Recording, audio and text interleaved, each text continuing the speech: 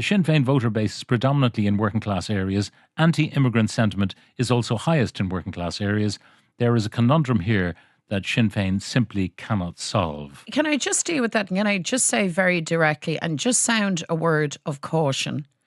A word of caution in the stereotype that suggests that working class people or working class communities are somehow more prone to toxic views than middle class or better off. That's not actually true. And people need to be careful with that. You know, the respectable veneer of middle class Ireland, that there can't be some fairly toxic views there as well. We draw support and we seek to represent people from every walk of life.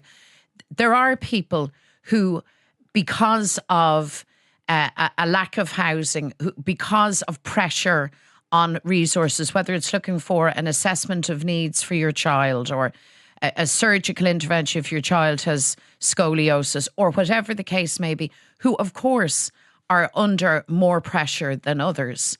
But I think it's really unfair to say that therefore they are more likely to have views ascribed to them by some of those textures. I just don't accept that. But the immigration question is there, and people have concerns.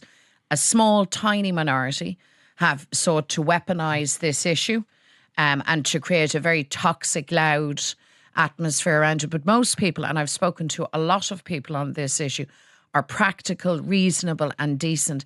And their big complaint to me is that in this government, they don't see anybody actually in charge with a sense of planning and a sense of purpose.